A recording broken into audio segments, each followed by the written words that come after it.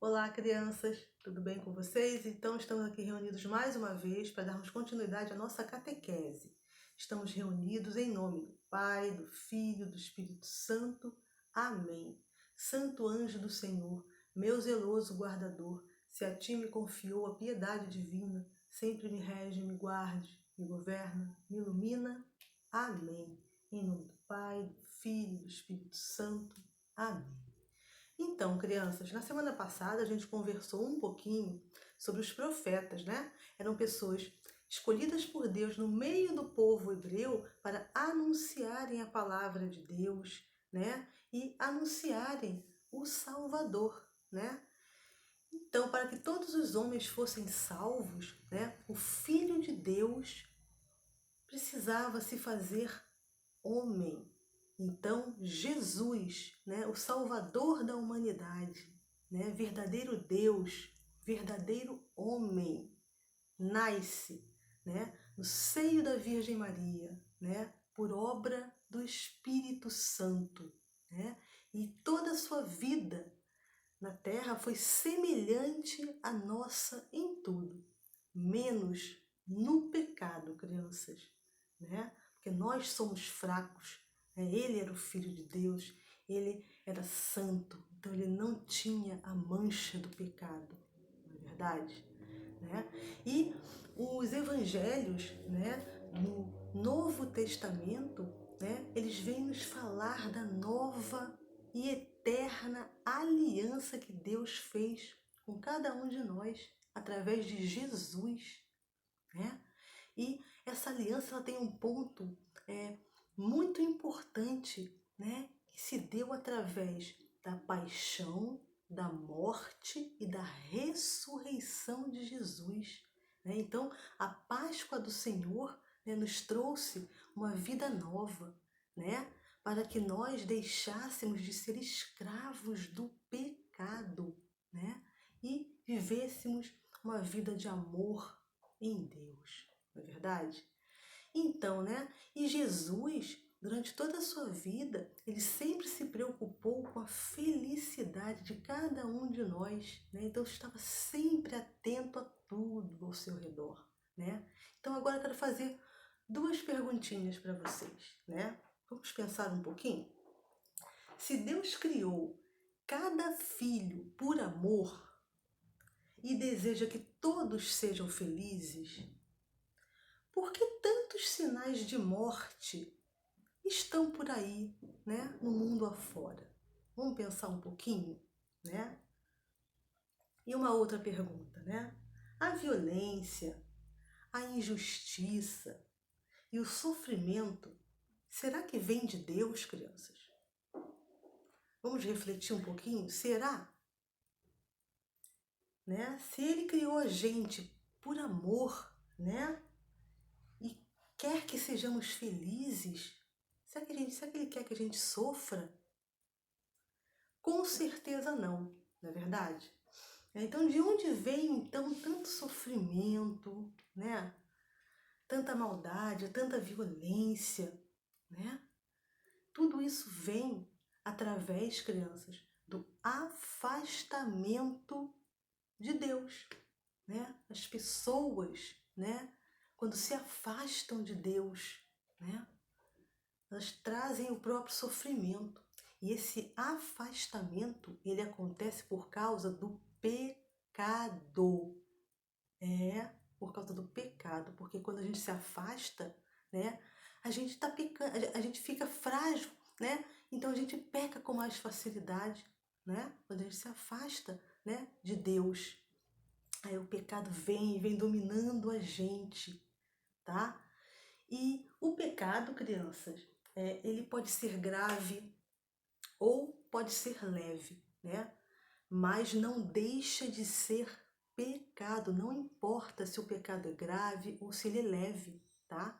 Ele tem uma importância igual, é pecado, né? Então ele cria o afastamento nosso com o Senhor, tá? E o pecado, ele é dividido, né, em duas maneiras, né? Nós temos o pecado mortal.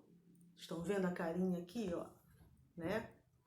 Uma carinha triste, chorando, porque o pecado mortal, ele cria o afastamento de Deus, né?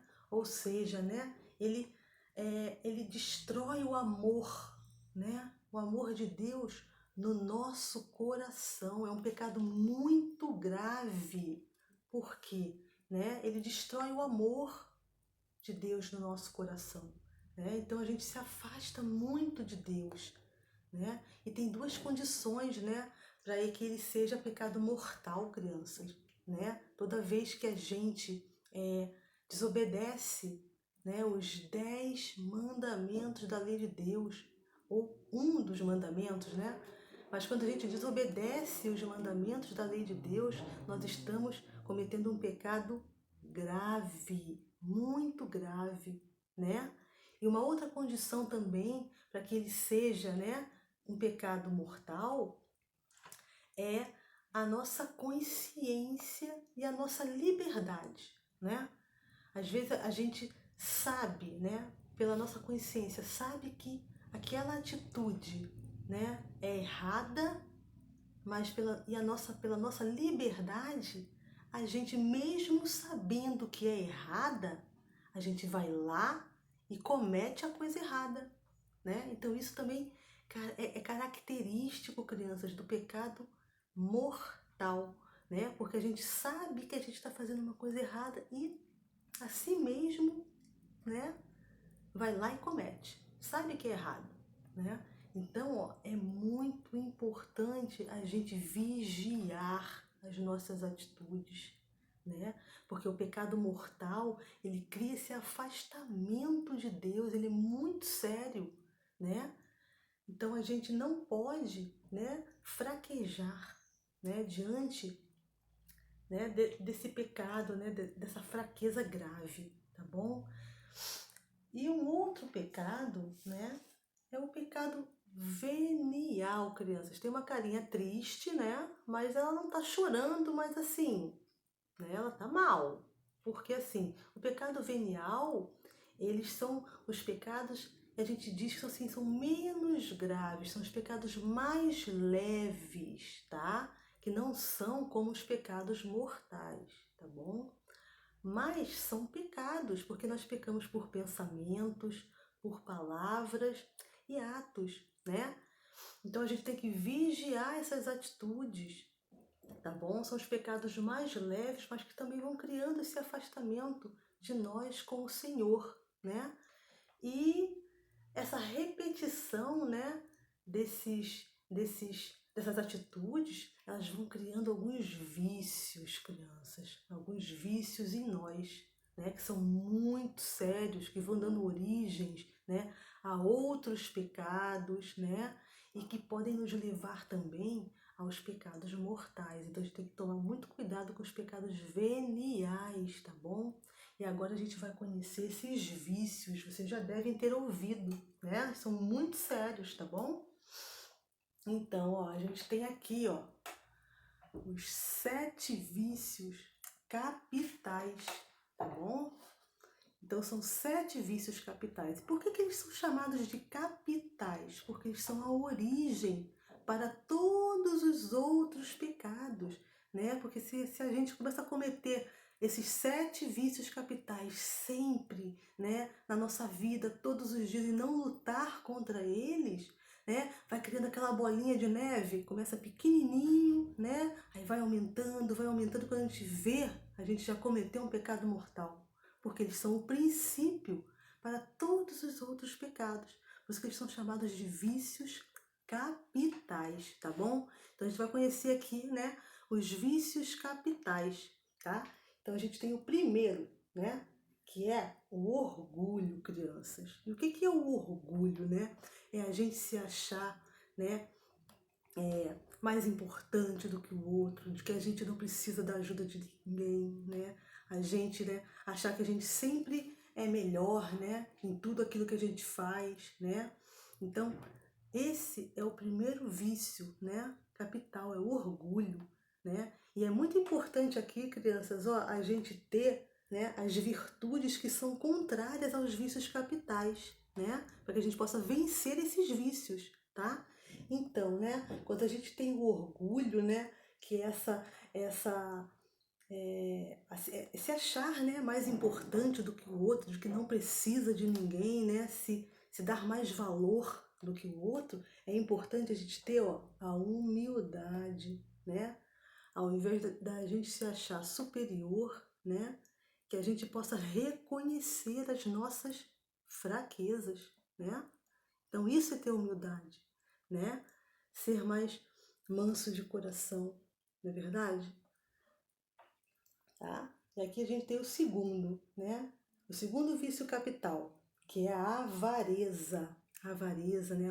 Ao apego, né? Aos bens materiais, né? Apego ao dinheiro, né? Ter toda a nossa vida voltada somente para não crescer financeiramente, né? Pensando só no dinheiro, no bem-estar, tá? Então, isso é a avareza, tá bom? Então, ó, para que a gente se liberte desse pecado, ó, a gente tem que ter a liberalidade, né? Se desprender desses apegos, né? Procurar ajudar o outro sem ter interesse em receber algo em troca, né? Essa é a virtude contrária, tá? Da avareza. E a gente tem aqui, ó, a luxúria, o terceiro vício capital, né? A luxúria, né? Os prazeres da carne, né? A exposição do corpo, né? Tantos jovens aí, né, procurando tanta academia, né? Muitos procuram academia não pensando na saúde, mas pensando no corpo, né, em ficar bonito, né, em expor o corpo, né? Os meninos usando aquelas camisas grudadinhas, né, aquelas calças arriadas, né, aparecendo lá a sunguinha, né? As meninas com aquelas roupas coladas, né? Roupas curtas, decotadas, né? Então, assim, expor o corpo, né? Aos prazeres da carne, tá bom? Então, né? E a atitude contrária, né? A virtude é a castidade, é ter essa pureza, né? Essa pureza de espírito, né? De se resguardar, não é verdade? Não expor, né, o seu corpo, né? Então, ter a castidade. O quarto, a ira, né? Que é o ódio, né? Tantas pessoas têm sede de vingança, né? A guerra que acontece aí, né, no mundo afora, tudo isso é causado pela ira, né? E a virtude contrária, ó, é a paciência, que se todos nós tivéssemos paciência com o próximo, com a atitude dos outros, né, a ira não iria, né, florescer tanto, né, na gente. A gula, né, a vontade, né, de sempre querer as coisas em excesso, né? Voltado para a comida, para a bebida, para as drogas, né? E tudo aquilo que a gente quer em excesso, que a gente não precisa, mas a gente quer, né? A gente quer consumir, tá? Então, ó, a atitude contrária da gula é a abstinência, não é? É abster-se, é evitar alguma coisa em excesso que a gente pratique muito, que a gente consuma muito, crianças, tá? Então a gente ter, né, esse freio, né, para a gente não consumir tanto, tá? Aí o sexto, a inveja, né, a gente querer, né, as coisas dos outros, né? Tudo aquilo que o nosso colega quer, a gente sente inveja, a gente também quer ter, né? Às vezes a gente não precisa daquilo, mas só porque o nosso colega tem, a gente também quer ter, né? Isso é muito sério. Então que a gente possa ter a caridade ao invés da inveja, né? Ajudar os outros, né? E não querer, né, as coisas para si, mas ajudar os outros a crescerem, tá bom? E ajudar no que for necessário, tá? E o último aqui, ó, a preguiça, né? A falta de disposição de querer ajudar as pessoas, né? De querer fazer as coisas, né? Então, tantas crianças, tantos jovens, né? Sentem preguiça, né? Às vezes a gente vê nossos pais lá em casa trabalhando, né? E nem vai lá perguntar se precisa de uma ajuda, né? E nem tem a disposição de levantar do sofá, né? De desligar a televisão para ir lá ajudar o papai e a mamãe, né? Então, que a gente possa ter, ó, a diligência, essa força de vontade, né? De estar pronto sempre ali para poder ajudar, né? Vencendo toda essa preguiça, tá bom? Então, esses aqui são os 7 vícios capitais, tá?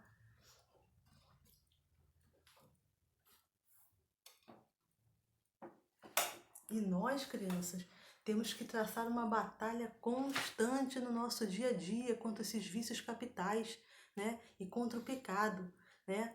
Não sei se vocês se lembram, mas há muito tempo atrás existiam uns desenhozinhos na televisão que apareciam assim, ó, do lado, ó, o diabinho, né? Ficava ali do lado da pessoa, só atormentando, insistindo para ele poder fazer as coisas erradas, desobedecer o papai, a mamãe. Ficava ali, ó, atormentando, né? E do outro lado, ó, vinha o anjozinho, né? Que ficava lá, ó, só falando, não, tenha paciência, não faz isso, né? Obedece seu pai, sua mãe, né? Então, era uma guerra constante, ó, a guerra do mal contra o bem. Então, que nós possamos ser fortes, crianças, tá? De vencer o mal e optar, ó, pelo bem, tá? Pelas atitudes boas, né? Em vencer o pecado, buscando a força em Deus, tá bom? E a gente vai fechar o nosso encontro hoje com uma leitura da Bíblia, tá? Porque o nosso Senhor, ele é misericordioso, né?